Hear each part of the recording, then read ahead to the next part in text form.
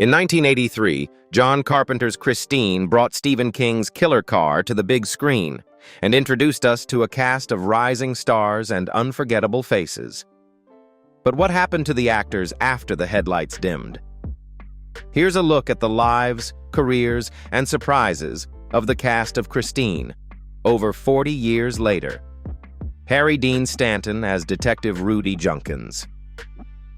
Harry Dean Stanton, born July 14, 1926 in West Irvine, Kentucky, brought a distinct gravitas to his role as Detective Rudy Junkins in Christine. At 56 years old when the film was released in 1983, Stanton had already carved out a reputation as one of Hollywood's most reliable character actors. In Christine, his portrayal of the quiet, inquisitive detective who slowly uncovers the strange truth behind a series of car-related deaths gave the film its moral center. Though not the lead, his calm, weathered demeanor offered a sobering counterbalance to the film's supernatural elements. Stanton's career was as unconventional as it was prolific.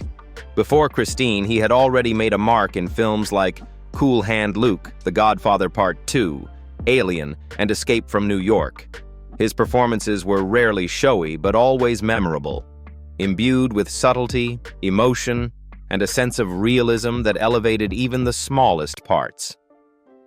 Just a year after Christine, Stanton would deliver the performance of his lifetime in Paris, Texas, playing a mute drifter trying to reconnect with his lost family. The film won the Palme d'Or at Cannes and remains a masterclass in understated acting. Stanton also had a parallel career as a musician, often performing folk and country songs in intimate venues. He counted Bob Dylan, Jack Nicholson, and Hunter S. Thompson among his closest friends, and was often described as a quiet observer of the Hollywood chaos around him. Stanton never married and had no children. He lived modestly in Los Angeles and valued personal freedom and artistic truth above material success. In his later years, he appeared in The Green Mile, Big Love, and Lucky, his final film. He also made a memorable return to David Lynch's world in Twin Peaks, The Return. Harry Dean Stanton died on September 15, 2017 from natural causes at the age of 91. His net worth was estimated at $10 million. Though he never sought stardom, his impact was undeniable. In Christine, as in life, Stanton stood out by doing less and meaning more. Robert Prosky as Will Darnell. Robert Prosky, born December 13, 1930, in Philadelphia, Pennsylvania, was 52 when he stepped into the role of Will Darnell in Christine. As the gruff, sharp-eyed owner of Darnell's garage, Prosky infused the role with a grounded menace that elevated the film's tension. A shady operator who turns a blind eye to legality as long as he gets his cut, Darnell is both a villain and a survivor, perfectly embodied by Prosky's weathered voice and imposing screen presence. Though Christine was only his second feature film, Prosky was far from inexperienced. A veteran of the stage, he spent over 2 decades performing at the Arena Stage in Washington, D.C., becoming one of its most respected leading men. His Broadway debut came in 1980 with A View from the Bridge, but it was his role as Shelley Levine in David Mamet's Glengarry Glen Ross that earned him major acclaim and a Tony Award nomination. After Christine, Prosky's Hollywood profile grew steadily. He became known for roles that blended warmth with gravity, like the kindly TV station boss in Mrs. Doubtfire, or the complex prison chaplain in Dead Man Walking. He also starred in broadcast news, Gremlins 2, and had a recurring role on the acclaimed TV drama Hill Street Blues. His performances were always layered, never cartoonish, even when the material tempted overstatement. Off-screen, Prosky led a quiet and devoted family life. He married his wife, Ida Hove, in the early 1960s, and they remained together for over 45 years. They raised 3 sons, John, Andy, and Stephen, 2 of whom followed in his theatrical footsteps. Though his health declined in the 2000s due to heart issues, he continued working until shortly before his death on December 8, 2008, just days shy of his 78th birthday. His net worth at the time was estimated at $2 million, a modest sum, given his prolific output and respected reputation. Yet Robert Prosky never chased stardom. Instead, he built a career on substance, depth, and quiet command. His portrayal of Will Darnell in Christine remains a prime example of how a seasoned actor can make a supporting role unforgettable. Bruce French as Mr. Smith. Bruce French, born on July 4, 1945 in Rhinebeck, Iowa, was 38 years old when he played Mr. Smith in Christine. Though his screen time was limited, French made a strong impression as Arnie Cunningham's high school teacher, a man who, despite his stern demeanor, exuded genuine concern for his student. In a film dominated by supernatural menace and teenage rebellion, French's Mr. Smith offered a fleeting but poignant glimpse of adult responsibility and compassion. It was the kind of role Bruce French mastered, quiet, observant, and grounded in subtle realism. A graduate of the University of Iowa, French honed his craft in regional theater before moving into film and television. His career spanned over 4 decades, with an extensive list of supporting roles in both mainstream and independent productions. He became known in Hollywood as a dependable everyman actor, often cast as doctors, judges, professors, and authority figures, characters that required gravitas and calm intelligence. In cinema, French had roles in Fletch, Jurassic Park 3, Mr. Deeds, and Mission Impossible 3, among others. On television, he was a familiar face in guest appearances on acclaimed series like The West Wing, Boston Legal, Crossing Jordan, and Desperate Housewives. In 2007, he won praise for his performance as Father Todd Williams in the daytime drama Passions, earning a Daytime Emmy nomination. Off-screen, Bruce French led a quiet and devoted personal life. In 1991, he married actress and singer Eileen Barnett, known for her Broadway and cabaret work. The couple, admired in the theater community for their warmth and discretion, remained together for over 3 decades. Friends often describe them as gracious, grounded, and deeply committed to one another. In his later years, French faced a heartbreaking decline due to Alzheimer's disease. As the illness progressed, he withdrew from public life and retired from acting. He passed away peacefully on February 7, 2025, at the age of 79. Though his net worth at the time of death was estimated at under $1 million, Bruce French's legacy cannot be measured in dollars. His body of work, from brief moments in cult classics like Christine to recurring television roles, is a testament to the importance of character actors. They may not always take center stage, but they are the quiet architects of cinematic truth. Robert Darnell as Michael Cunningham. Robert Darnell, born September 26, 1930 in Los Angeles, was 53 years old when he portrayed Michael Cunningham, Arnie's concerned but powerless father. His performance in Christine was subtle, yet vital. The film's psychological realism depended on the strained dynamic between Arnie and his parents. And Darnell's portrayal of a man quietly watching his son slip away was both believable and tragic. Darnell was not a major movie star, but he was a respected stage and television actor. He performed regularly at the Loretto Hilton Repertory Theater and made guest appearances in series like Hill Street Blues and Remington Steele.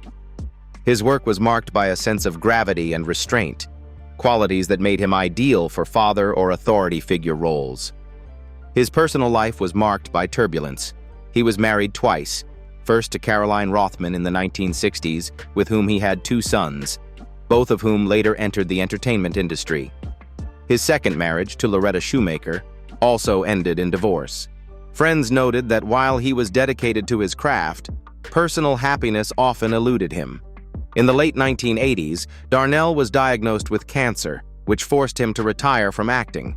His illness was kept private, and he died on January 27, 1991, at the age of 60. He passed away quietly, survived by his children. His net worth was modest, but his legacy was in the sincerity he brought to every scene. In Christine, his presence grounded the horror in something deeply human, a family unraveling.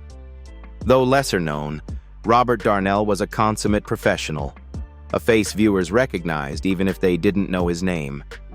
Kelly Preston as Roseanne.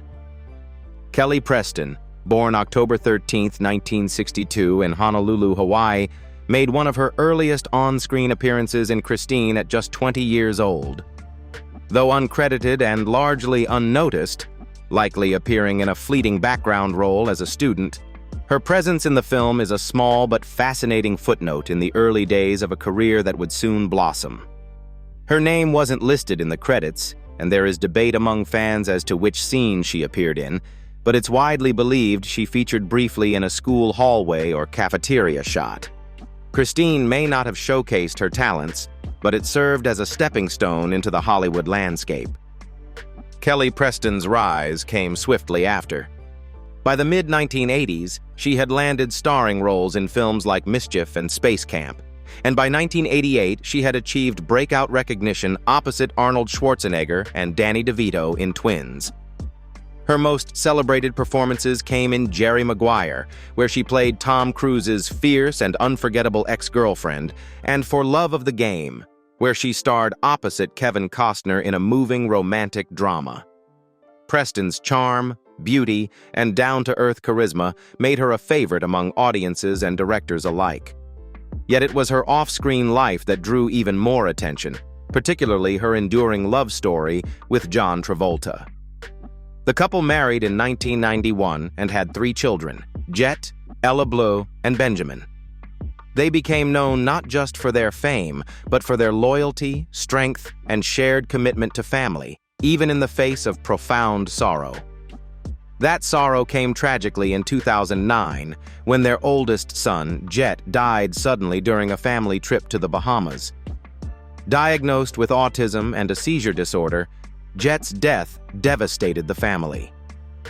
Kelly later became an advocate for children with special needs and quietly supported autism-related charities. Privately, Preston fought breast cancer for over 2 years, keeping her diagnosis largely confidential. On July 12, 2020, she passed away at age 57, surrounded by loved ones. Her death shocked fans, as few knew the extent of her illness. John Travolta paid tribute to her bravery, calling her a bright, beautiful, and loving soul who cared deeply for others. At the time of her death, Preston's net worth, largely shared with Travolta, was estimated at $180 million, reflecting their decades of success in film and real estate. Though her appearance in Christine was barely a blip on the screen, her later legacy as a respected actress, devoted mother, and resilient woman ensured her place in Hollywood's memory. Keith Gordon as Arnie Cunningham. In Christine, few transformations are as haunting or as tragically human as that of Arnie Cunningham. And at just 22 years old, Keith Gordon delivered a performance that was both unsettling and unforgettable. Born on February 3, 1961 in New York City, Gordon brought a cerebral intensity to the role of Arnie, the awkward, bespectacled teen who spirals into obsession and darkness after falling in love with a mysterious 1958 Plymouth Fury. What made Gordon's portrayal so memorable wasn't just the physical change, Arnie's gradual shift from stammering outcast to cold, dangerous rebel, but the psychological nuance behind it. He didn't just act possessed by the car. He embodied a slow, believable unraveling, where desire, resentment, and rage festered just beneath the surface. His chilling delivery, posture shifts, and haunted expressions turned Arnie into one of the most iconic, tragic figures in 1980s horror. Though Christine became a cult favorite, Gordon never chased the traditional trajectory of a Hollywood heartthrob. He had already appeared in Jaws 2 and Brian De Palma's Dressed to Kill, but stardom didn't interest him the way storytelling did. Rather than bask in the spotlight, Keith Gordon turned to directing, and in doing so, carved out a career defined not by fame, but by thoughtful artistry. His directorial debut, A Midnight Clear, was hailed for its emotional intelligence and poignant anti-war message. He followed with The Chocolate War, a dark, layered adaptation of the Robert Cormier novel, and went on to direct episodes of acclaimed series like Dexter, The Killing, Fargo, and Homeland. His quiet brilliance behind the camera earned him a reputation as one of Hollywood's most introspective and underrated talents. Off-screen, Gordon has always guarded his privacy. He married Rachel Griffin in 1998, and the couple has largely avoided media attention. Now 64, Gordon remains active in the industry, carefully selecting projects that align with his vision and values. He may not be a household name, but his legacy is carved in something deeper than celebrity. In a way, Keith Gordon's path mirrors that of Arnie Cunningham, but in reverse. While Arnie lost himself to a machine, Gordon stepped away from the machinery of fame to pursue a creative journey entirely his own. John Stockwell as Dennis Gilder. In Christine, while Arnie Cunningham descends into darkness, it's Dennis Gilder who tries to hold on to the light. Played with warmth, strength, and quiet urgency by John Stockwell, Dennis becomes the film's emotional backbone. The best friend who won't give up, even when the person he's fighting for is already slipping away. Born on March 25, 1961 in Galveston, Texas, John Stockwell was just 22 when he stepped into the role of Dennis. Athletic, grounded, and instantly relatable, Stockwell brought a sincerity to the character that balanced the supernatural terror of the film with real-world emotion. His performance made Dennis feel less like a supporting role and more like the conscience of the story. A young man torn between loyalty and helplessness as his best friend is consumed by something he can't quite understand. After Christine, Stockwell's career as an actor continued to flourish. He starred in Top Gun as Cougar, the pilot who loses his nerve in the opening scenes, and in the teen comedy Losing It, alongside a young Tom Cruise. But unlike many of his contemporaries chasing stardom, Stockwell's heart was always behind the camera. In the 1990s, he quietly transitioned into directing and found a new creative identity. His breakthrough as a director came with Blue Crush, a vibrant, female-driven surf film that captured the spirit of Hawaii's North Shore. He followed it with Into the Blue, an underwater thriller starring Jessica Alba and Paul Walker, showcasing his eye for visuals and tension. Stockwell also directed Turistas, Cat Run, and several television projects, gaining respect as a versatile filmmaker who blended commercial appeal with creative vision. Off-screen, Stockwell's life has been remarkably stable. He married Hella Henderson in 1988, and together they raised 3 children, all while keeping their family life largely out of the Hollywood spotlight. Now 64, Stockwell continues to work steadily in the industry, directing and producing with the same calm discipline that marked his early acting days. John Stockwell didn't just play the loyal friend. He lived a life of loyalty to his craft, to his family, and to a quieter kind of success that doesn't always make headlines, but endures nonetheless. Alexandra Paul as Lee Cabot. In Christine, Lee Cabot wasn't your typical horror movie girlfriend. She was perceptive, grounded, and unafraid to speak truth, even when that truth meant confronting the darkness growing inside the boy she loved. Alexandra Paul, just 20 years old at the time, gave the role unexpected power. Her performance added humanity and heart to a story about obsession, possession, and a killer car. Born on July 29, 1963 in New York City, Alexandra Paul brought more than beauty to Lee. She brought intelligence and quiet strength. As Arnie transformed before her eyes, Lee didn't fade into the background. She pushed back. She questioned. She fought for him. That resilience set her apart in a genre often dominated by scream queens and damsels in distress. Paul's portrayal helped elevate Christine from mere supernatural thriller to a character-driven story about the cost of losing someone to something beyond control. After Christine, Paul's career flourished.